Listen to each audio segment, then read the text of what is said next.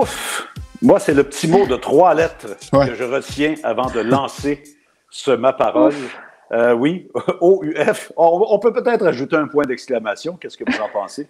Absolument. Je pense que oui. Je pense que ce petit mot de 3 lettres et le point d'exclamation résume assez bien l'année 2021.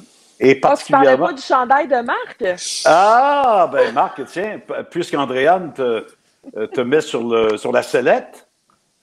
Ugly Christmas Sweaters. C'est bien. Je sais que la fête de Noël est désormais passée pour vous, mais je me disais, faut trouver le moyen de rester dans l'ambiance semi-festive, mettons. Ben, c'est bien réussi, ton ugly. C'est très bien réussi, mon cher Marc. Oui, non, j'allais dire, écoutez, ça a été une année globalement complètement folle et qui se termine de façon complètement folle. Mais je ne sais pas si vous êtes d'accord, mais dans le monde du sport, on avait, à cause des adaptations forcées dans la dernière année, on avait comme oublié à quel point le monde du sport allait être relancé de façon aussi incroyable jusqu'à ce que tout soit perturbé à nouveau là, au cours des derniers jours. On aura eu finalement une année absolument extraordinaire à plusieurs niveaux et une année presque démesurée, en fait. Ben oui, une année olympique, en plus. Une année où tu disais, Pierre, moi, j'avais l'impression, jusqu'à tout récemment, que le sport avait repris ses droits qui lui avaient été enlevés, comme tout plein d'autres choses en raison de la pandémie. Tout a repris. On avait soif de sport cette année. On en a eu pour notre argent. On dirait qu'on l'a encore plus savouré parce qu'on en a eu beaucoup. On a assisté à beaucoup de beaux moments, des records, des premières, des moments historiques. Donc, somme toute, on a été gâtés. Marc, avant de plonger, si tu veux, dans les grands événements, je voudrais faire appel à toi parce que c'est une période de l'année qui nous ramène à une tradition.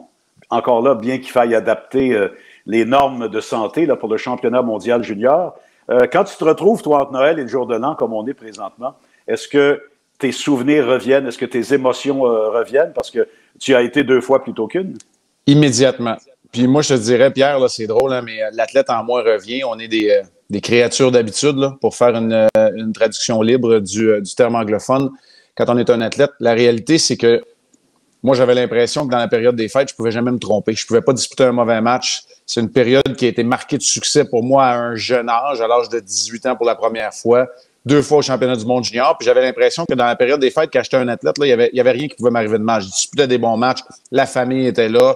On avait 1, 2, quand on était chanceux, 3 journées de congé pour pouvoir en profiter en famille. Les gens venaient nous voir, qu'on soit à Columbus ou à Tampa. Bref, c'est sûr que c'est une période qui est faste pour moi. Là, évidemment, elle le sera beaucoup moins, mais on se croise les doigts pour que tout se passe bien jusqu'à la remise des médailles. Puis la réalité, c'est que c'est l'apprentissage à vitesse grand V pour ces joueurs-là. C'est la plus grande scène.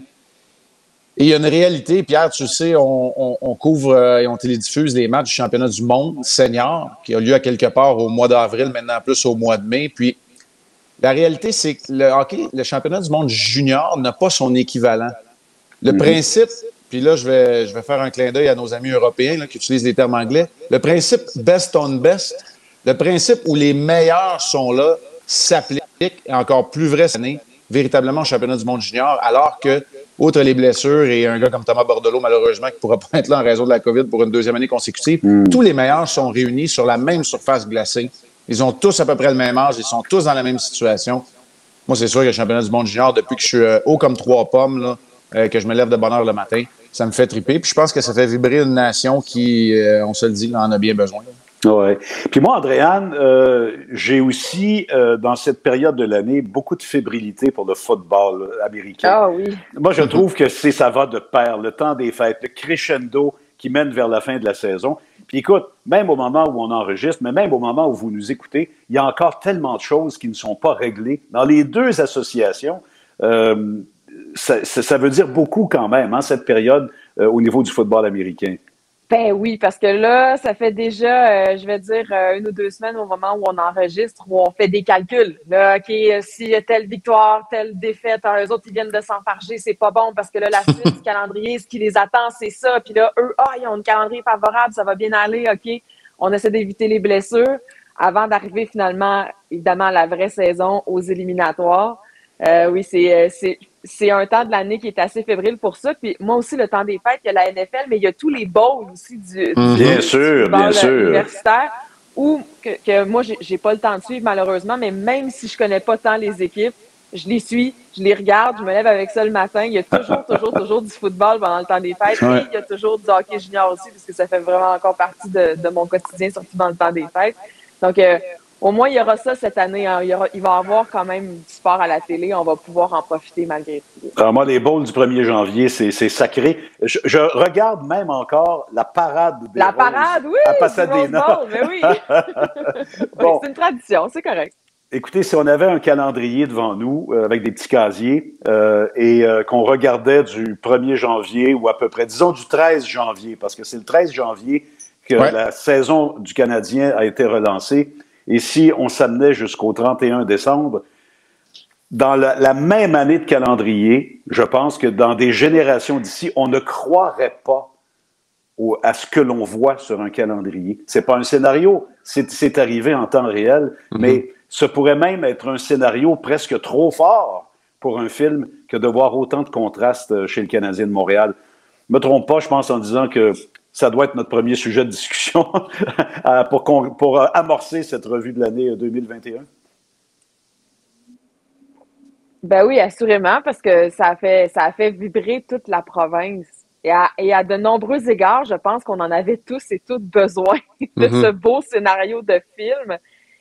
Mais là, la définition de la saison en 2 temps, on l'a vraiment là, dans le béton cette année, avec cette course folle en série du Canadien qui a fait vibrer vraiment tout le monde, qui a fait du bien à tout le monde et à laquelle on ne croyait pas. Puis une fois qu'on a passé l'étape de « ouais, mais si c'était une saison régulière, il aurait même pas fait les séries », puis qu'on a juste profité du moment, ben on a eu du très bon hockey au printemps, mais là, depuis, ben on le sait, c'est la débandade complète, puis on a hâte qu'un nouveau chapitre s'ouvre pour le Canadien, finalement. Quand on préparait nos notes là, pour l'enregistrement, ben c'est pas compliqué, j'ai mis un mot en tête, téléroman. Ça a été un téléroman à suivre du Canadien avec des hauts et des bas. Régent Tremblay doit retourner à la table à dessin parce que même l'ancien compte n'arrive pas à la cheville de tout ce qui s'est passé chez le Canadien cette année. À l'intérieur de quelques mois, de passer de l'extase et de la jubilation dans les rues avec une présence en finale jusqu'à ce que de nombreux joueurs soient absents, certains quittent et qu'on montre la porte à une bonne partie de la direction hockey de l'équipe. N'oublions pas qu'à travers tout ça, il y avait aussi eu un congédiement d'entraîneur un peu plus tôt parce qu'avant de vivre l'extase, on n'était pas dans des moments. On pense des fois que ça fait longtemps, mais tout ça est arrivé à l'intérieur d'une année de calendrier. Alors pour moi, évidemment, stupéfaction, des coups de poing, des coups de gueule assurément avec la sélection de Logan Mailloux et tout le rattrapage qu'on a dû faire, mais des coups incroyables comme la présence en finale de la Coupe Stanley qui a fait vibrer une population qui en avait bien besoin à un moment où elle en avait bien besoin. Alors, c'est pour ça que je dis un téléroman. Puis j'ai comme l'impression là, que du moment de l'enregistrement au moment de la publication jusqu'au 31 décembre, on n'a même pas fini. Le dernier épisode, je ne l'ai pas vu encore. Mais c'est vrai qu'il y a eu des... Oui, pardon. Pierre, j'allais te demander, est-ce que c'est, dans toutes les saisons là, que tu as vécues, est-ce que c'est une des plus folles quand tu regardes le contraste? Certainement. Une des plus folles ou des plus difficiles aura celle où Jacques Martin a été remercié par Pierre Gauthier et qu'on avait dû terminer la saison avec Randy Coneyworth et ses adjoints. Bon, je ne vais pas revenir là-dessus, puis je ne fais pas le procès de Pierre Gauthier parce que... mais si on me demande souvent peut-être pas les bizarreries, mais les incongruités énormes qu'on a pu vivre en 30 quelques années à la description du hockey du Canadien, c'est le parallèle que je peux trouver. Mais un tel contraste, Marc, tu parlais d'un téléroman, un tel contraste pour moi, non, je ne me rappelle pas de l'avoir vécu. Les saisons difficiles, à moins que je me trompe, là, on les voyait venir. Les saisons intéressantes, on les voyait venir. Il y avait peut-être un peu de surprise dans un sens ou dans l'autre, mais rien d'aussi extrême que cette année. Puis, moi, c'est drôle parce que je me disais, si j'avais pas un bye-bye à écrire, mais si j'avais des caricatures à faire, ben, je sortirais les chants de la Saint-Jean, je sortirais la pointe de pizza de Philippe Dano. Ouais. Et on se dit, tout ça, c'est festif, tout ça, c'est joyeux. Et on se retrouve dans une situation où le Canadien n'a même pas 10 victoires dans sa saison 2021-2022. Alors, c'est presque impossible à croire, mais on a les deux pieds dedans et c'est pourtant ce qui se passe présentement. Je vais faire un peu de pouce là-dessus, Pierre. Deux choses. Premièrement, tu n'as pas parlé de la Saint-Jean, tu parlais de la Saint-Jean. La Saint-Jean, oui. C'est vrai, t'es au Saguenay, là, toi. Non, c'est ce que Philippe Dano a dit. Et d'ailleurs, Philippe, qui a même conçu leur prochain enfant le jour de la Saint-Jean, imaginez-vous à quel point c'est caricatural. Puis là où je voulais renchérir, Pierre, c'est de dire, tu as tellement raison quand tu disais, on ne l'a pas vu venir cette mauvaise saison-là, mais on pourrait rajouter, on ne l'avait pas vu venir, le Canadien, en finale de la Coupe Stanley. Non, c'est clair. Parce qu'on et surtout à 3-1 pour Toronto, là, on les mettait perdants dans chacune des séries. Peut-être contre Winnipeg, je l'accorde, le Canadien jouait peut-être à armes égales et avec un avantage devant le filet. Mais pour le reste, c'est un peu contre toute attente qu'ils se sont pointés dans cette finale où le Lightning, là, parce qu'on parle de hockey, puis je veux le saluer, le Lightning a réussi à répéter un exploit assez formidable également. Incroyable. C'est pour ça. On ne l'a pas vu venir d'un bord, mais on ne l'avait pas vu venir de l'autre non plus.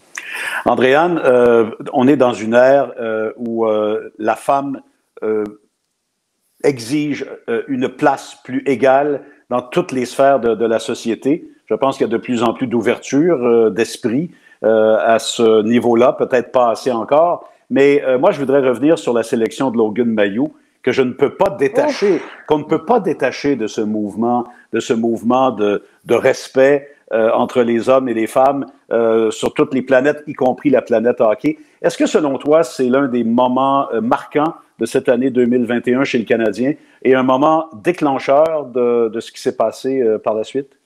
Possiblement parce que ça a été une fois de plus, malheureusement, la preuve que des fois, le sport professionnel qui est dans une bulle bien propre à son sport, et le hockey, j'ai le goût de dire encore plus, est déconnecté du reste de la société. Ça en était la preuve fois 1000 parce que de penser que c'était correct de le faire, juste de penser Moi, j'ai toujours cru qu'être repêché en première ronde, peu importe le sport, peu importe le niveau, c'était un privilège. Et être repêché en première ronde dans la Ligue nationale de hockey par un club comme le Canadien de Montréal, qui a une histoire phénoménale, qui a un passé incroyable, qui est respecté à travers la Ligue pour ça, de faire de son choix de première ronde, Logan Mailloux, qui avait demandé à ne pas être repêché. Ah, que j'ai été déçue. J'ai été vraiment déçue. J'ai eu mal à mon hockey parce que je trouvais que ça avait aucun sens. Puis je comprends même pas que dans la salle, avec les recruteurs, avec Marc Bergevin, avec l'état-major, tout ça, qu'on ait pu croire que ça passerait. Encore aujourd'hui, je me l'explique mal. Est-ce que la jeune femme que tu es souffre davantage? Oui, parce que on est venu banaliser le geste de Logan Mailloux qui, OK, il a fait face à la justice. Puis j'ai trouvé aussi qu'on ne l'avait pas aidé, lui, en tant que jeune homme. Au moment où le Canadien dit, nous, on va l'encadrer, on va faire en sorte que ça se passe bien, c'est tout le contraire qui est arrivé. C'est là que je dis à quel point ces gens-là, qui sont encore pour la plupart des hommes privilégiés, on va le dire, ont pu croire que ça allait passer puis que ça allait aider le jeune dans sa carrière et dans sa vie. Oui, j'ai trouvé je manque de mots encore aujourd'hui. Mais Andréane, je suis tellement d'accord avec toi parce qu'on disait tantôt là, de pas le voir venir. Là. Le Canadien n'avait pas le droit dans cette situation-là de ne pas le voir venir. Puis c'est un peu l'impression qu'on a eue. Puis, tu sais, moi, là, comme dirigeant, puis comme gestionnaire, puis Pierre, je pense que tu peux peut-être ajouter ta voix. Tu n'es pas obligé de l'ajouter à la mienne, mais d'ajouter peut-être la partie d'opinion parce que tu as cette formation-là aussi. Je peux pas croire qu'on est allé là. Puis on a parlé abondamment que le geste de Logan Mailloux, c'est dégueu, puis on n'en veut pas. Mais je peux pas croire qu'une organisation si prestigieuse que les Canadiens est allé là. Pierre, je sais pas, là, dans ta formation universitaire, tout ça, écoute, puis on s'entend, c'est au-delà de la formation puis du hockey, là. Mais ça se peut pas qu'on soit là. Bon sens. Ouais. C'est du gros bon sens. Oui, et moi, si vous me permettez, je vais ajouter le geste je dirais, à la fois courageux et très humble de Jeff Molson, qui est allé sur la plateforme publique, la plus haute plateforme, pour prendre tout le blâme. Je sais que c'est facile de blâmer, c'est facile de mettre tout le monde dans le même bateau. La réalité, la plupart du temps, n'est pas aussi simple ou aussi simpliste. Je suis convaincu qu'à partir du moment où Jeff Molson est allé publiquement admettre l'erreur que lui-même avait commise, pour moi, c'est un geste très fort. Un geste qui, vous allez me dire qu'il n'y avait peut-être pas le choix de faire, mais il reste que c'est un geste très fort. Et moi, à partir de ce moment-là, je ne sais pas si vous êtes d'accord, je me suis dit, il ne peut pas ne pas y avoir de suite sérieuse après l'aveu d'erreur de Jeff Molson.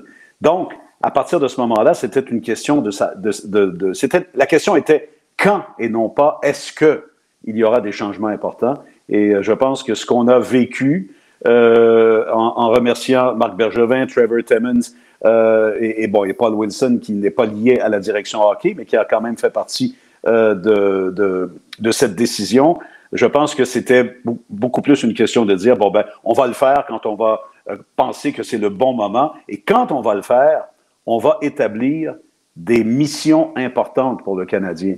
Et moi, quand j'ai entendu Jeff Molson dire, nous allons mieux recruter, mieux évaluer, mieux recruter, mieux développer, et nous allons aussi mieux encadrer les joueurs, je me suis dit que c'était là, au moins sur la table, on verra bien concrètement, que c'était là une façon responsable et moderne à la fois de mettre les bases de ce que devrait être le Canadien de Montréal dans son marché et dans sa communauté.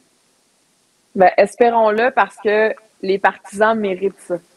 La ville de Montréal mérite ça, le Québec mérite ça. Aux dernières nouvelles, le Canadien est encore l'équipe du Québec.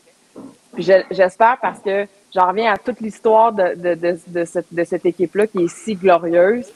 Ça serait le fun que ce chapitre-là dure pas trop longtemps puis qu'on revienne à nos belles habitudes d'avoir du bon hockey au Québec.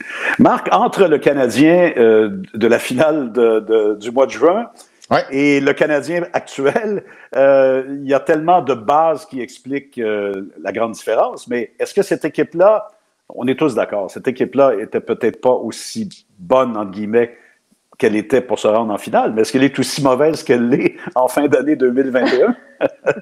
Mais la réponse, c'est qu'avec tous les événements qui se sont passés, la réponse, c'est probablement.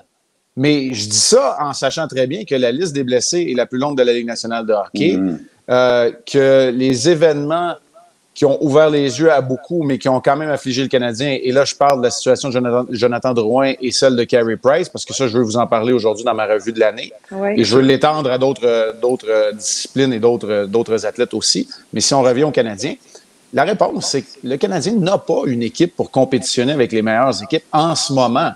Et c'est en disant tout le bien que je pense de Michael Pezzetta que je dis ça. Mais il ne devrait pas se retrouver au sein d'une formation de la Ligue nationale de hockey avec tout le respect que je lui dois. C'est un exemple parmi tant d'autres. On pourrait reprendre les fameuses chaises. Explication, métaphore galvaudée s'il en est une. Mais la réalité, c'est que Jake Allen est un excellent, pour ne pas dire le meilleur gardien auxiliaire de la Ligue nationale de hockey. Puis on lui demande de jouer soir après soir, d'être un numéro 1 dans une équipe qui n'a pas la défensive pour le supporter. Bref, vous voyez où l'effet domino a un impact. Alors, Pierre, tu as 100% raison. Quand on regarde la formation complète, peut-être pas assez bonne pour gagner un championnat tout de suite, mais peut causer des surprises, mais assurément pas 31e dans la Ligue nationale de hockey. Et la réalité, c'est que sur papier, puis tu le sais, Pierre, je n'ai jamais eu du Canadien aussi souvent que cette année. Parce que les autres équipes, c'est normal, on les voit une fois, peut-être 2 fois dans une semaine, mais on prépare nos notes à tous les matchs. Le Canadien, c'est facile, c'est tout le temps la même équipe. Ce n'est jamais la même formation sur la glace. Et le match auquel on n'a pas eu droit, il y aurait peut-être eu Belzile, Raphaël Harvey-Pinard. Il y a des, tu sais, on n'arrête pas la transformation de cette équipe-là. Alors, je ne sais pas si c'est la réponse que tu t'attendais, Pierre, mais je suis obligé de te dire que quand je la regarde, là, oui, elle est aussi mauvaise que ça, cette équipe-là, en ce moment.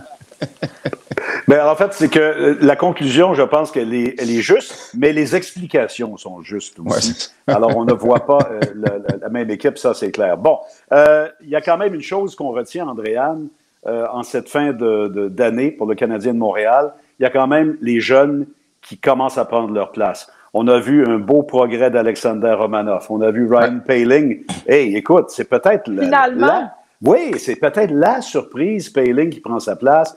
Evans qui s'avère un jeune joueur très polyvalent. Caden Primo a eu un excellent départ lorsqu'il est venu pour un match. Est-ce que ça t'inspire de voir ce développement des jeunes? Toi qui suis beaucoup les Sénateurs, incidemment. Ben oui, c'est sûr que c'est inspirant parce que ça donne de l'espoir que le futur peut être beau et que le futur n'est pas si loin que ça si on en prend soin et si on s'assure de bien les développer. Parce que c'est ça qui a manqué aux Canadiens dans les dernières années. Moi, je trouve toujours ça intéressant et à la fois facile de dire on aurait dû repêcher un tel, regarde, un tel a été repêché plus tôt, plus tard, regarde ce que ça a donné, tout ça. C'est vrai. Mais le développement est crucial. Et on va le voir aussi dans le cas de Cole Caulfield, qui nous a tellement fait vibrer au printemps dans le beau moment du téléroman. Et qui, là, a des difficultés, mais on sent quand même que le talent est là, qu'il a l'instinct de hockey qui n'est pas donné à tout le monde. Alors oui, c'est sûr que c'est encourageant, c'est excitant, mais j'ai hâte de voir comment tous les morceaux du puzzle vont se mettre en place et à quelle vitesse. Alors, j'ai encore des interrogations quand même. Pierre, tu me permets une petite anecdote. Le matin du match contre les Flyers, lorsque Caden Primo est rappelé, je reçois un texto, Andréane, de Pierre. Blessure, point d'interrogation. Échange, point d'interrogation. Alors, Pierre voulait avoir les explications du rappel de Caden Primo cette journée-là. Puis lorsqu'on s'est assis finalement, puis qu'on s'est échangé le texto, puis qu'on se l'est expliqué, Pierre a fait « Mais ça fait beaucoup de sens ». Pourquoi je vais vous parler de ça? Oui, je peux vous parler de sa performance sur la glace qui, pour moi, a été rassurante. Dans au moins 2 de ses 3 départs cette année. Rappelle-toi, Pierre, comment il avait été bon à Madison Square Garden aussi. Puis laissé à l'abandon contre les Penguins de Pittsburgh à domicile. Là, ça, on va se le dire, c'était pas de sa faute. Mais moi, ce que j'ai aimé là-dedans, tu viens de le dire, Andréane, on a un plan. Hey, ça fait-tu du bien, ça? On a un plan. Qui gagne, qui perde. Caden Primo vient jouer un match et on le retourne à Laval. C'est notre gardien numéro 1 à Laval, mais on va profiter de la proximité puis de la fréquence des lignes de métro sur la ligne orange pour nous amener Caden Primo pour disputer un match. Puis après ça, on va le retourner chez lui, dans ses pantoufles, c'est pas la bonne expression, mais dans l'espace où il pourra se développer. Mais en attendant, parce qu'il le mérite aussi, puis on veut lui faire un clin d'œil, on va l'amener, on va donner du répit à Jake Allen. Et j'étais content d'entendre qu'on a parlé à Samuel Montembeault. On lui a expliqué. On ne l'a pas laissé au bout du banc ou mis dans les estrades sans rien dire. On lui a expliqué la situation. Alors moi, qu'on ait un plan de développement, ben c'est drôle. L'échantillon est court, mais c'est ce que j'apprécie. Puis je rajoute dans les prochaines semaines, sortie des rangs universitaires collégiaux américains, qu'est-ce qu'on va faire avec le développement de Jayden Strobel et comment le capitaine de l'équipe Canada, Caden Goulet, va se développer au niveau de la possession de la rondelle pour devenir un joueur intéressant dans les rangs professionnels dans la Ligue nationale de hockey. C'est drôle, hein, Pierre? Tu as nommé quoi? 4-5 noms? Je viens d'en nommer 3, puis nos yeux s'illuminent. Alors, Andréane, je pense que tu as raison. Il y a de l'espoir. Il y a de l'espoir. Hey, on va faire un petit tour d'horizon rapide dans la Ligue nationale. 2 conquêtes consécutives pour le Lightning de Tampa Bay. J'ai eu le plaisir, moi, de décrire les 3 conquêtes des Blackhawks. Et c'est toujours la même question que je trouve toujours un peu arbitraire. Est-ce qu'on peut parler de dynastie? Bon, qu'est-ce que c'est une dynastie? Ça doit être sur combien de temps une dynastie? Ça doit être à quel niveau de performance? Mais écoutez, tout semble encore possible de répéter pour le Lightning de Tampa Bay l'an début de saison, qui n'était pas grave dans la mesure où c'est toujours difficile de repartir. Surtout après. On pouvait le voir venir, celui-là, Pierre. Oui, celui-là, on pouvait le voir venir.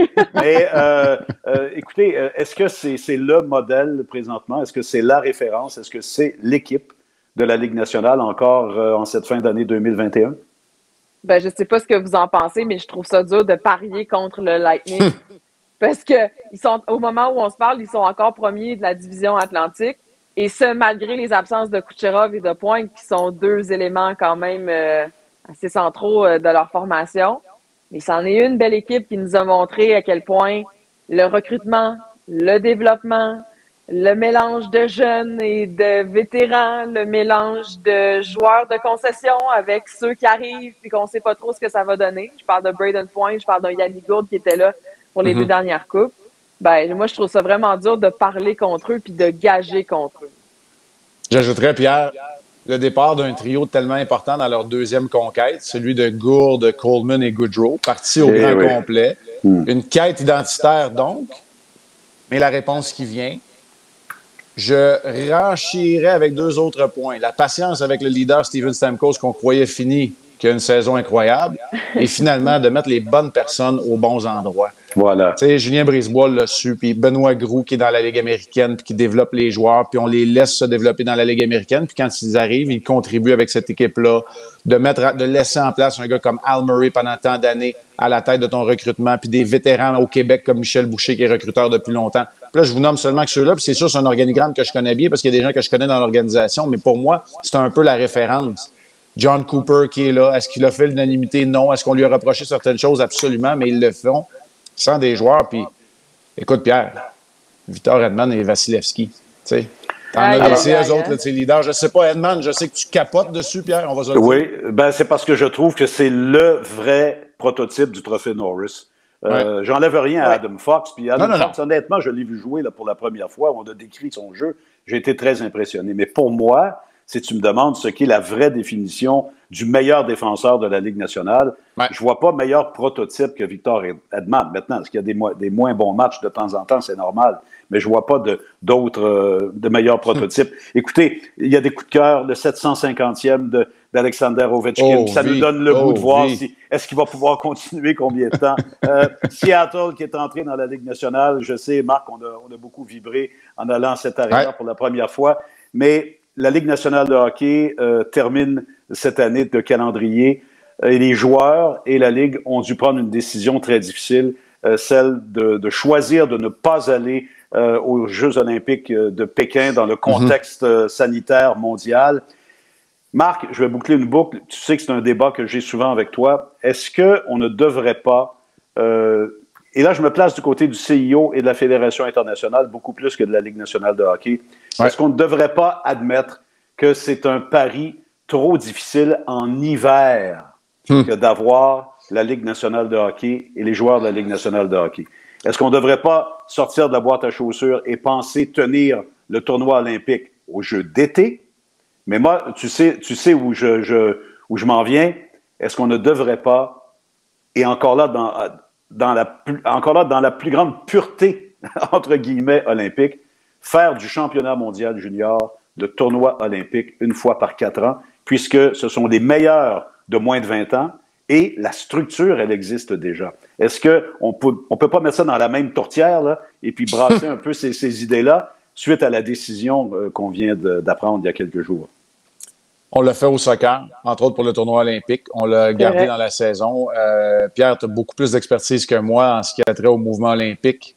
Tu l'as tellement vécu et même Andréane, tu as été chef d'antenne cet été. Alors, ce serait très futile pour moi de commencer une explication. Mais je peux vous parler de hockey parce que c'est le monde que je connais. Puis, moi, je le verrais d'un bon œil une fois aux 4 ans que le championnat du monde junior soit le tournoi olympique. Si jamais on le garde dans sa formule actuelle, bon, on sera décalé d'1 mois et demi à peu près. Et on est capable de le faire. Maintenant, ça demeure plus complexe pour les ligues de hockey junior également de pouvoir libérer ses joueurs. Et l'école aux États-Unis, alors que beaucoup, en fait, presque l'entièreté de l'équipe américaine va dans les universités américaines. Alors, il y a un casse-tête, là. La question que je me pose aujourd'hui, puis moi, je trouve qu'elle n'a pas été soulevée assez souvent. Je vais prendre un gars qu'on connaît très bien, que je connais très bien, comme exemple. Puis on verra ce que les prochaines semaines vont décider. Mais si c'est impossible pour les joueurs de la Ligue nationale de hockey, avec tous les moyens que la Ligue nationale, l'Association des joueurs et les joueurs ont pour pouvoir se présenter de façon sécuritaire aux Jeux olympiques, comment est-ce qu'on peut penser qu'une équipe B va aller représenter le Canada dans les circonstances où un gars, par exemple, comme David Desharnais, c'est l'exemple que je veux prendre, qui est aussi un mari, un père de famille, qui évolue en Europe, qui va courir le risque d'être dans une installation gouvernementale chinoise pendant 5 semaines s'il y a un test positif? Le casse-tête, il est beaucoup plus grand que celui de la Ligue nationale cette année. Alors, pour moi, la décision faisait du sens. Mais écoute, Pierre, puis tu sais, j'aimerais ça t'entendre, Pierre, là-dessus, parce que le mouvement olympique, toi, tu le connais encore bien mieux que moi. Là, fait que c'est pour ça que je vous ai dit, je ne vais pas commencer une piste d'explication de ce côté-là, mais est-ce qu'on pourrait avoir du hockey sur glace en plein été? Est-ce qu'on pourrait déplacer les choses? Je ne sais pas, Pierre, peut-être que tu le sais mieux que moi. Ben, écoute, moi, l'idée m'est venue d'une entrevue avec Gary Bettman. Évidemment, il m'a dit ça avec un petit sourire. Dans la discussion. Mais tu sais, Gary Bettman, il y a toujours un but quand il parle. Hein? C'est jamais vide. Et il a dit, ben écoutez, si jamais pourquoi est-ce que... on se fait souvent accuser qu'on complique les choses pour la participation des joueurs aux Jeux olympiques, mais il dit c'est compliqué. Même, même s'il n'y a pas de COVID, là, puis même si j'ai 31, maintenant 32 propriétaires à respecter, on doit passer à une logistique qui est extrêmement importante. Et il a dit, écoutez, mais c'est pourquoi, à ce moment-là, qu'on règle le problème, qu'on mette le tournoi olympique l'été, et je n'aurai pas un mot à dire sur la participation des joueurs. Ce sera à eux de décider s'ils y vont ou non. Ce sera à eux de décider s'ils veulent courir un certain risque avant l'ouverture des camps d'entraînement. Je n'aurai plus à intervenir dans la décision. Bon, évidemment, sport de glace, sport d'hiver, mais je vous relancerai en concluant sur la Ligue nationale que la NBA est quand même un sport d'hiver, même si c'est joué en short et en souliers d'entraînement, et qu'on a ces compétitions-là aux Jeux d'été. Il y a même des gens qui disaient le contraire. Pourquoi pas alléger le calendrier d'été qui est tellement chargé, puis de déplacer le basketball, par exemple, de la même façon qu'on déplace la Ligue nationale de hockey vers les Jeux d'hiver. Écoutez, on ne réglera pas ce débat-là aujourd'hui parce qu'on n'a pas le temps. Et je n'ai pas la compétence absolue pour le débattre. Mais il reste que... T'es sûr qu'on réglait ça là? Mais écoutez, il n'y a pas que le facteur santé qui entre en ligne de compte. Il y a de grands facteurs aussi qui ne sont pas sur la place publique présentement parce qu'on essaie tous de sortir de cette nouvelle pandémie et de cette nouvelle vague.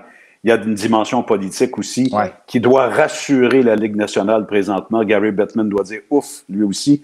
On va éviter aussi d'être associé à une situation politique extrêmement délicate et extrêmement complexe en ce qui touche la Chine et les Jeux olympiques. Bon, est-ce que 2021 vous a ramené sur la plateforme F1? Est-ce que ça a fait le travail? Est-ce que vous serez là au départ en 2022 ou si vous avez déjà tout oublié ça? Ben non, mais là, si 2021 ne nous a pas ramenés à la F1, on ne reviendra jamais. Je sais. Parce que on a été gâtés. Mais Pierre, tu es le premier à pouvoir nous en parler. Tu disais que la saison du Canadien qu'on connaît, c'est une première pour toi. La saison de la F1, c'est la plus belle, selon toi? Ah, ben, écoute, c'est certainement une des plus belles parce qu'il y a des comparables, Andréane. Enfin, il y a des comparables de mon vécu. J'aurais aimé voir Fangio contre Farina à l'époque. J'aurais aimé voir Jackie Stewart en personne se frotter à Jim Clark et aux grands de l'époque. Mais je te dirais qu'à partir de la fin des années 70, j'ai pas mal tout vécu assez intensément, les grandes rivalités, les grandes confrontations. Et c'est certainement dans le top 5, là, assurément. Et ce qu'il y a d'intéressant, et je pense qu'on en avait parlé un peu précédemment, c'est que ce n'est pas que l'affaire de deux grands pilotes, de deux grands champions, mais c'est le clash de plein d'autres choses. Ce sont deux écuries qui sont sur des bases différentes. Hein. Mercedes, c'est un grand constructeur. Red Bull, c'est la démesure des écuries indépendantes, entre guillemets. Tu sais, Red Bull, c'est d'abord une entreprise commerciale de boissons énergétiques. C'est pas un constructeur automobile. C'est des dirigeants qui ont des caractères très forts, qui, à la moderne, ont appris à utiliser les médias sociaux et les plateformes pour se tirer à boulet rouge. C'est deux grands motoristes qui se sont affrontés. C'est Mercedes, c'est Honda qui se retirent, entre guillemets, de la F1. Donc, pour moi, tout ça, et même le clash des générations. Lewis en fin de carrière, Max à 24 ans à peine. Tu sais, les ingrédients étaient complets cette année. Et je ne sais pas si on va pouvoir... C'est un autre téléroman, là. C'est un autre beau téléroman qu'on a eu en F1. Bien dit, Andréane, parce qu'en toile de fond, on a eu tous les aléas possibles et impossibles, ou pensables et impensables, si tu veux. Jusqu'à la fin. Oui, jusqu'à la fin, qui sont survenus. À commencer par la météo. Ça faisait longtemps qu'on n'avait pas vu la météo venir bouleverser les choses comme on a vu. Des incidents, des accidents, des incidents. Bref, on avait de quoi à dire, à raconter, à analyser de semaine en semaine. Et Marc m'a vraiment fait une remarque très intéressante lorsqu'on quittait pour Pittsburgh. Évidemment. Avant de monter dans l'avion, il m'a dit, j'aime la façon dont le reportage télévisé évolue. Ouais. Parce qu'on nous met dans le coup de plus en plus. Et la F1 se faisait reprocher de s'éloigner de ses fans, mais je sais que les purs et durs et les plus conservateurs n'aiment pas tellement qu'on partage les communications radio entre pilotes et ingénieurs ou maintenant entre écurie et direction de course. Mais je pense personnellement que ça ajoute énormément à la qualité du reportage télévisuel. Ah, Pierre, j'aurais une question pour toi, puis j'aurais un lien après ça à faire aussi, mais je vais commencer avec la question. Les grandes périodes ou les grandes époques au Québec d'écoute de la F1, vous avez eu des chiffres absolument incroyables. On a eu des chiffres RDS incroyables pour le dernier Grand Prix, bien évidemment. Est-ce qu'on peut le mettre en relation avec la grande rivalité Jacques et Michael Schumacher, avec les championnats de Jacques Villeneuve, ou est-ce qu'on est... Évidemment, là, chaque comparaison est boiteuse, mais est-ce qu'on peut en parler dans la même phrase, peut-être, de ces deux époques-là? Oui, toute comparaison, Marc, parce que je devrais dire toute proportion. Ouais. Quand Jacques a gagné, a été couronné champion à RS, on avait à l'époque atteint notre plus grande écoute à RDS. Et ça inclut le hockey. Mm-hmm. Alors donc, on avait frôlé le million pour la première fois dans notre histoire, si je ne m'abuse. Là, on parle quand même d'un niveau d'écoute moyen dans les hauts 300 000. On parle d'une pointe supérieure à 600 000 téléspectateurs. Quand même. Quand même, voilà, Andréane. Parce que la saveur locale n'y était pas, bien sûr, comme Jacques avait créé un tel engouement à l'époque. Mais c'est très touchant pour nous parce que on a commencé en 93 avec une base de 100 000 téléspectateurs à peu près. Avec Jacques, on a monté ça à près d'1 million dans les habitudes d'écoute.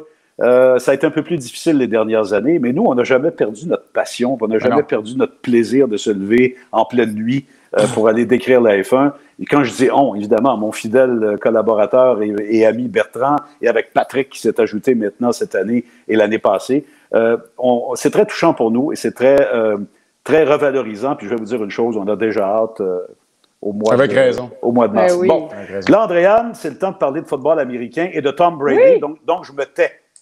Je vais faire rire Marc. Parce que t'es pas un grand fan de Tom Brady, on va se le dire. Mais Pierre, étais-tu plus un fan d'Aaron Rodgers qui se montrait le pied comme ça?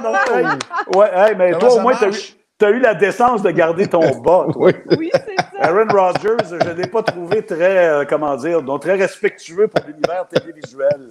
Ceci dit, M. Hood, votre équipe est la première à s'être qualifiée pour les éliminatoires cette année. Les Packers vont très bien malgré tout, parce que les Packers aussi, il y a un malgré tout. Après, eux aussi, ils ont un beau téléroman depuis plusieurs mois. C'est vrai.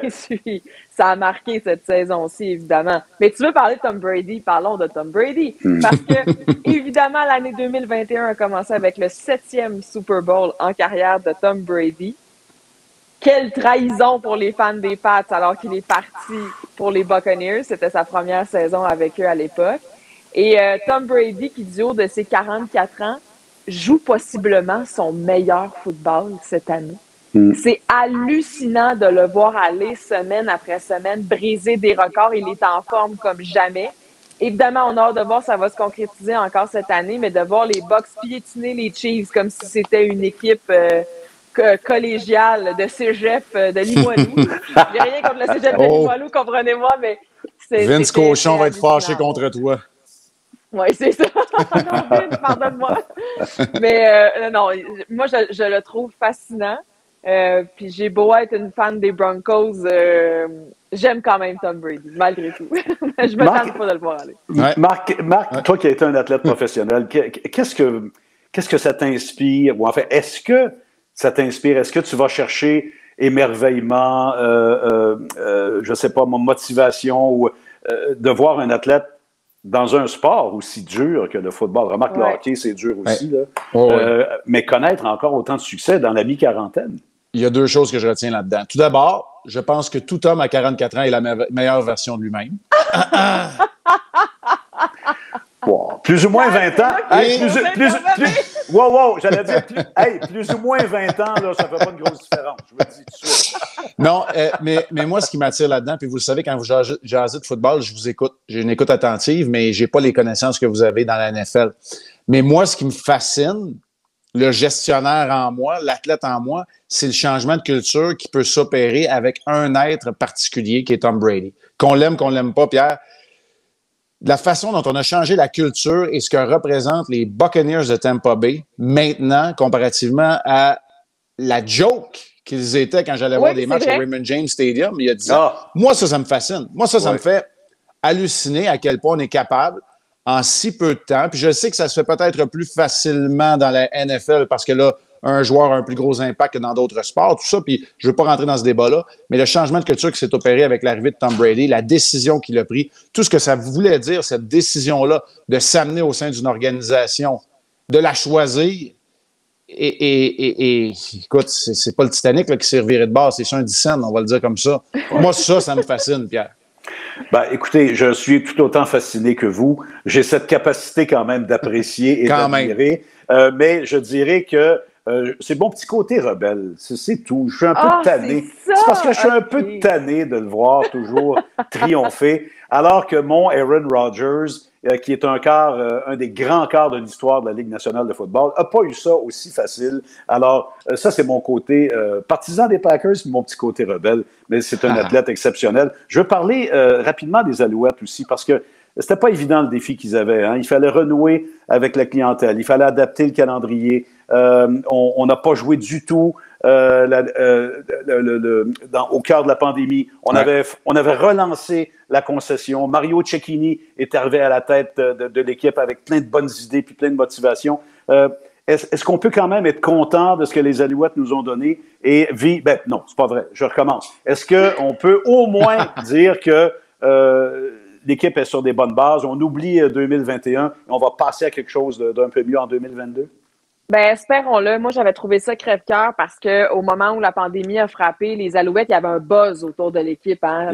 Moi, j'étais au stade de la journée où ils se sont qualifiés pour les séries la saison avant la pandémie. Je me souviens plus, ça faisait combien d'années qu'ils n'étaient pas là. Le buzz qu'il y avait au stade Percival Molson, c'était complètement fou. Là, arrive la pandémie avec tout ce qu'on connaît. Mais oui, je pense qu'on peut espérer parce que là, Vernon Adams, Eugene Lewis demeurent avec l'équipe. Donc, il y aura une stabilité à ce niveau-là. Mais c'est surtout que les Alouettes se sont eux-mêmes tirés dans le pied cette année. Quand il y a eu des défaites, notamment en série, des occasions ratées, trop de pénalités. Donc, quand je vois ça, je me dis, bon, si on arrive à faire un certain ménage, et je pense que les gens qui sont en place, je pense à Danny Machucha, entre autres, ce sont des gens excessivement compétents, qui connaissent leur football, qui connaissent le football de la Ligue canadienne. J'ai espoir qu'on va être capable de remanier tout ça, puis de faire en sorte que l'équipe l'an prochain...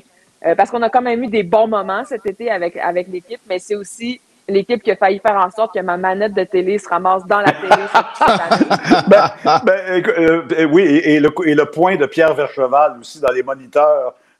Oui, parce qu'il était choquant. C'était choquant de les voir aller, des fois, vraiment tout gâcher par eux-mêmes. J'espère qu'on va être capable de tout brasser la soupe un peu, là, puis que la saison prochaine, ce sera mieux. Hey, vous savez ce qui est choquant aussi? Puis je connais pas le football canadien. Vous le savez, là, je fais des farces avec ça, mais moi, ce que je trouve choquant, puis j'espère que la balle va être prise au bon, Pierre et Andréane. Tu sais que quand c'est une mauvaise saison comme ça pour le Canadien, il y a un petit espace médiatique qui va se libérer. CF Montréal dans la Ligue des champions contre Santa Lagunas, l'engouement autour des Alouettes, l'arrivée de Mario Cecchini, de Danny Machucha, envoyez donc. Prenez donc l'espace médiatique. Tu sais, sauter à pieds joints en ce moment, alors que chez le Canadien, il n'y en a pas de direction pour l'instant, puis il n'y a pas de... Tu sais, c'est le temps de le faire.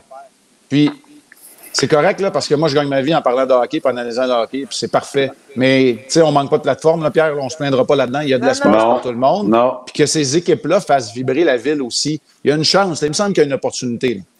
Tu as parlé du CF Montréal, il ne faut pas l'oublier non plus, parce que ça a été une année difficile dans le lien entre l'équipe et sa base de fans et ses partisans. Ça a mené aussi à des grands bouleversements au niveau des structures internes. Espérons que 2021 aura donné les bonnes leçons, aura laissé les bons messages et qu'on pourra encore là profiter d'une d'un auditoire, profiter aussi d'un marché qui ne demande qu'à être conquis. Ouais. On ne demande pas des championnats tout le temps. On ne demande qu'à être conquis, à acheter des billets, à se rendre sur place. Et là, je parle en général. Je parle des Alouettes, je parle du CF Montréal également. Puis, tu sais, au soccer en ce moment, là, c'est drôle parce que on va faire un top 3. Là. Je pense pas que je l'annonce en primeur à personne. Là. Restez avec nous. Là. Mais je n'étais pas capable de placer quelque chose que j'avais quand même à cœur. Puis c'était le soccer canadien qui nous a fait vibrer. Oui. Donc, quand je parle d'une absolument. opportunité, il y en a une aussi pour le CF Montréal. Puis je comprends, là, je ne suis pas en train de mélanger les pommes, les carottes et les oranges. Là. Mais je comprends que c'est de l'équipe nationale. Mais il y en a un engouement. Même moi, je regarde les matchs de l'équipe nationale masculine. J'ai capoté à voir l'équipe féminine gagner l'or contre les Américains, contre la Suède surtout. Bref, l'opportunité est là. Ben, c'est de même qu'on saisit la balle au bon. Bon, évidemment, ça fera partie peut-être de nos coups de cœur ou de nos top 3. Rapidement, on aborde les Jeux de Tokyo. Andréane, 24 médailles, la grande consécration féminine pour le Canada. Oui, 24 médailles, 18 par les femmes. C'était similaire à la récolte de Rio. Là, je parle pour les femmes qui avaient vraiment volé le show aussi à Rio, mais c'est sûr que cette année, nos femmes nous ont fait vibrer. Marc t'a parlé du soccer. Moi, c'est Maud Charon en haltérophilie. Je me rappelle de la journée qu'elle a gagnée, j'étais en onde, puis quand je l'ai annoncé, je vous l'avais dit, hein, j'avais le trémolo dans la voix. Jennifer Abel qui a terminé sa carrière avec une belle médaille d'argent. C'était une belle façon de boucler la boucle. Laurence Vincent Lapointe qui, après avoir été blanchie des fameuses accusations de dopage, est revenue en force, est repartie avec 2 médailles. Quoi d'autre? Nos nageuses. Penny Oleksiak, qui est devenue la plus grande médaillée Jeux d'été, Jeux d'hiver confondus au Canada avec une 7e médaille. Alors oui, ça a été des beaux Jeux olympiques. Oui, pour les femmes, mais aussi du côté des hommes. Je sais que vous voulez parler d'athlétisme, et avec raison, parce qu'on a eu tout un spectacle de côté. Tout un spectacle. J'en reparlerai, Marc, un peu dans mes coups de cœur, parce que ça en fait partie. André de Grasse, pour moi, a été exceptionnel. Si ça n'avait pas été d'un parfait inconnu, là, écoutez, je suis obligé de relire mes notes. Lamont Marcel Jacobs, italien. Oui, italien. Oui, c'est vrai. Puis qui a décidé d'aller se cacher pour 1 an, parce que maintenant que j'ai gagné l'or 2 fois, parce qu'ils ont gagné le relais aussi, là, je vais me cacher pour 1 an. Bref, la pression était sur André de Grasse. Lorsque j'étais à Rio, puis on a décrit les derniers moments d'Usain Bolt, c'était clair que le dauphin, c'était André de Grasse. Puis le sourire un à côté de l'autre, quand ils ont terminé le 200, l'espèce de complicité qu'on a vue, un peu plus, puis c'était physiquement, il passait le témoin ou le flambeau. Et de Grasse a eu un parcours difficile. D'abord, une année de décalage, c'est énorme pour un sprinter, hein, parce que c'est un crescendo. Hein. T'as les Jeux olympiques, championnat du monde, une année où t'as rien, championnat du monde, Jeux olympiques. T'as la Ligue des diamants pendant ce temps-là qui sert de barème ou qui sert de bluff, parce qu'on bluffe beaucoup en athlétisme. Hein? On se retient un peu, on veut que les adversaires s'endorment. Donc, ajoute une année de plus, ça désynchronise pas mal tout le monde. Il y a eu des blessures sérieuses. Alors, j'en reparlerai à mon coup de cœur, mais pour moi, André de Grasse a été mon moment fort des Jeux. Marc et Andréane, parlez-moi de tennis, parce que on a nos 2 jeunes qui nous ont fait vibrer, qui nous ont fait rire, qui nous ont presque fait pleurer aussi. Oh, pas presque. Moi, j'ai pleuré. J'assume totalement. J'assume totalement. Je me rappelle dans les premières pratiques qu'on a fait de ma parole, je vous parlais de Leilani Fernandez à ce moment-là. C'est une jeune que je suivais déjà depuis un bout de temps. Puis de la voir comme ça, elle aussi, dans son parcours improbable. J'étais chez moi à la maison, puis ça faisait longtemps que j'avais pas encouragé avec autant de vigueur une athlète. Évidemment, il y avait eu Bianca dans les dernières années, Félix, Denis et tout, mais avec Leila, sa personnalité, son histoire familiale et sa combativité, cette façon de jamais sortir de sa bulle, de pas lancer sa raquette, même quand ça allait moins bien. Puis on avait toujours l'impression qu'elle était capable de revenir jusqu'à la finale du US Open. Je me suis surprise à crier « Vamos » dans mon salon pour elle. Vraiment, elle nous a fait vivre de beaux moments. Puis Marc, Félix, ça a été la même chose. On a poussé pour lui à distance. Oui, aux internationaux des États-Unis. Puis, tu sais, je reviens avec Leila, son visage angélique, mais son point, son caractère, Oui. elle ne s'en laissait jamais imposer. Tu sais, ça fait vibrer quand on regarde à la télé, Pierre. Puis Félix, avec les hauts et les bas qu'il a connus, mais d'être capable de revenir en force. Puis, tu sais, c'est toute une génération. Ça a commencé avec Eugénie et Miloche un peu, puis je comprends qu'Eugénie n'a pas eu tous les succès escomptés, mais Miloche et Eugénie qui font maintenant figure de doyen dans ce qui est l'air maintenant, Chapeau, Félix, Léla et Bianca, qu'on espère de retour en santé avant longtemps. Alors, on met tout ça ensemble, puis on se dit, ben, Tennis Canada a compris des choses. On a des athlètes qui sont performants sur les grandes scènes internationales et qui reçoivent les éloges des grands de ce monde. Alors moi, je trouve ça fabuleux. Puis quand on est au coude à coude sur la scène internationale, Pierre, ben tu l'as dit, la saveur locale, c'est toujours intéressant. Tu sais, alors, moi, j'ai vraiment... au rythme du tennis, là, oui, absolument. Et Marc, un peu comme toi, qui a eu des modèles de gardiens de but québécois francophones. Oui, c'est vrai. Oubliez pas l'impact que ça peut avoir sur les petites filles, sur les petits gars qui regardent et qui disent « Wow, je peux rêver. Maman, papa, j'aimerais ça faire ça. J'aimerais m'initier au tennis. J'aimerais ça, moi aussi, être sur le court central. » Puis moi, je vais conclure sur Léla et sur Félix. Moi, je vais conclure sur en dehors du court, même sur le court, parce que le cri du cœur qu'elle a lancé sans papier, sans mémoriser un texte, qu'elle a lancé aux gens de New York. Moi, c'est là où j'ai craqué, Andréane, vraiment, et Marc. Absolument. Je me suis vraiment rempli d'admiration pour cette jeune femme qui était capable, même à son jeune âge, de tenir un tel discours respectueux, un tel discours mature. Et j'ai souri comme tout le monde. J'ai eu mon petit Camelot. Ou ma petite histoire quand je les ai vus au Met, tous les deux, à l'Opéra métropolitain, dans le jet set de New York. Je me suis dit, wow, ça boucle la boucle pas à peu près. Bon, ben écoutez, le temps avance. Je voudrais surtout qu'on fasse notre podium ou notre tiercé, comme on dit en bon français, des événements et des coups de cœur que nous avons retenus pour cette année 2021. Écoute, on peut y aller en vrac, on peut y aller 1, 2, 3. Je vais commencer par toi, Andréane, si tu veux bien. Moi, troisième marche du podium, c'est la frénésie liée aux Canadiens. Je pense que on en a parlé plus tôt, là, mais ça a fait du bien à tout le monde. On avait besoin de ça. Ça a permis à tout le monde de se regrouper à un moment où on se tiraille beaucoup, là. Ça, le Canadien, ça a fait du bien pendant les quelques semaines où ça a duré. Puis mes 2 premières marches du podium, je les consacre aux femmes parce que pour moi, 2021 dans le sport, ça a été l'année des femmes. Sur la deuxième marche, je dirais au niveau des performances, on a cité plein d'exploits d'athlètes dans les dernières minutes, donc je les mets là. Mais sur la plus haute marche, c'est aussi la place que les femmes ont pris dans les dossiers sociaux. Je parle de santé mentale. Naomi Osaka, Simone Biles, entre autres, qui ont pris publiquement la parole là-dessus. Mais aussi au niveau des dénonciations. Évidemment, je pense tout de suite à Kyle Beach, mais je pense aussi qu'il y a beaucoup de femmes qui ont parlé de ça, qui en ont parlé ouvertement, qui ont dénoncé ce qu'elles avaient vécu comme survivantes. Mais il y a plein de femmes qui heureusement n'ont pas vécu ça et qui se sont permis de prendre la parole là-dessus et de dénoncer ce qui se passait. Donc, je pense que vraiment pour ça, 2021, les femmes ont pris leur place et j'espère que ça va se poursuivre en 2022 et pour le restant de nos jours.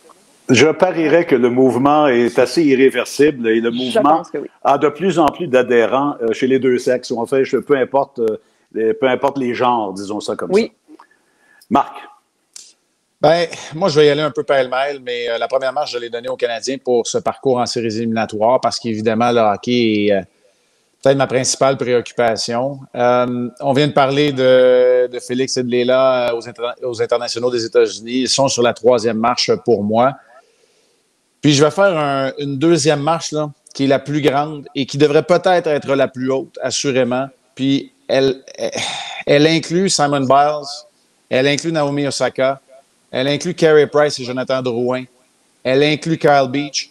Et je dirais qu'avec les événements des derniers jours, des dernières semaines, Pierre, et peut-être que ta voix rejoindra la mienne, elle inclut Nicolas Latifi aussi, qui a été victime de haine, d'intimidation sur les réseaux sociaux, alors qu'on met en lumière en 2021, bientôt 2022, l'importance qu'on accorde à la bienveillance, à la santé mentale, évidemment, à la consommation qui peut être problématique, mais qui aussi peut être en raison de certains démons qu'on doit combattre. Bref, vous voyez, je ne veux pas faire la leçon à personne, mais ça demeure qu'on doit apprendre de l'année 2021 parce qu'à travers cette adversité, il y a des choses qui se sont révélées et qui doivent prendre toute la place qui leur revient. Ça fait partie de la réalité aujourd'hui.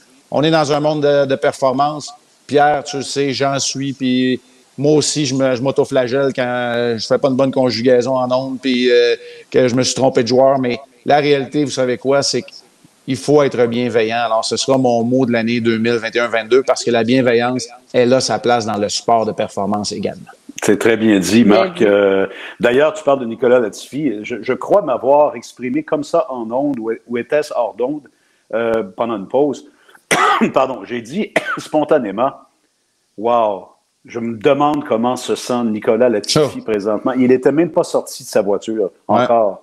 Il le savait très bien, il savait très bien ce qui se passait. Il savait très bien ce que créait sa sortie de piste. Et je suis pas étonné de ce qu'il a révélé hier. Je demeure quand même profondément déçu, pour ne pas dire profondément choqué, du jaunisme de plusieurs personnes qui utilisent les médias sociaux avec un paravent pour cracher leur haine et cracher leur venin sur des gens qui ne méritent pas ça. Espérons qu'encore là, de le révéler publiquement, espérons que ça va contribuer à changer les choses. Sur les marches du podium, écoutez, je vais mettre DeGrasse sur la première, parce qu'il est allé, pour vrai, sur la première marche, aux 200 mètres. Moi, je pense personnellement que André DeGrasse est un meilleur coureur de 200 que de 100. Vous savez, avec son petit bras droit, là, hein? Quand il tourne, il me fait penser à Bruni. Bruni est un merveilleux coureur de 200 aussi. Mais quand il tourne, puis là, le petit bras de l'aide à tourner, là, c'est extraordinaire. J'ai vraiment des frissons juste à en parler. Sa médaille aux 200, ses 2 médailles de bronze au 100 pour le 4x100, c'est exceptionnel ce qu'il a réussi. Je lui donne mon coup de cœur numéro 1 pour 2021. Mon coup de cœur numéro 2, ben, je vais le donner ex aequo à Lewis Hamilton et à Max Verstappen. Vous voyez ceux qui m'accusent d'être partisan. Je ne suis pas partisan, je les mets tous les deux sur la marche du podium parce que tous les deux méritaient d'être champions du monde. Tous les deux ont été exceptionnels dans leur réalité différente. Le vétéran de 36 ans qui essaie de garder toute sa forme physique et mentale, qui met tous les moyens pour rester jeune, entre guillemets, puis le prétendant, celui qui a faim, celui qui est en appétit, qui est tanné d'être le prétendant, celui qui dit « Là, je mérite d'être champion du monde. Comment ne pas apprécier la compétition extraordinaire qu'ils nous ont donnée? » Et moi, j'avais inscrit Carey Price et ce que Carey Price a vécu et ce qu'il vit encore présentement. Ouais. Et je voulais en parler un peu comme tu l'as fait, Marc, de façon positive, en disant que, bien sûr, d'autres l'ont fait chez le Canadien Jonathan Drouin, d'autres dans différentes sphères et de différentes façons dans le monde du sport. Mais Carey Price, c'est pas rien. C'est fort comme symbole. Et c'est pas simplement admettre la dépression ou l'anxiété comme il l'avait admis au départ, d'admettre un problème de consommation, de le rendre public. Ça demande énormément de courage. Et ça, je tiens à le dire. Et en terminant, parce que je ne vous l'avais pas dit, je ne vous l'avais pas écrit, parlant de courage, parlant de ceux qui admettent leurs démons et qui les confrontent de façon extraordinaire, je veux parler de notre producteur, de mon gérant, de mon agent, Sylvain Simard. Sylvain qui a confronté ses problèmes et il a confronté son problème de consommation. Il est sobre depuis plusieurs années. Il fait un travail exceptionnel, mais c'est surtout un ami exceptionnel. Alors, je veux le saluer parce que c'est lui qui tient ma parole par toutes les ficelles. Hein? C'est vrai. Nous, on est la portion visible. Alors, je voudrais inclure sur mon 3B, là, sur la marche du podium, ou peu importe la hauteur de la marche, je voudrais inclure Sylvain. Il a écrit un livre aussi cette année. Il se sentait le besoin d'exprimer ses expériences et son expérience de vie. Alors, je lui lève mon chapeau. Je sais ce que c'est écrire un livre. J'ai déjà fait ça. Et ça prend ça aussi beaucoup de courage et beaucoup de temps.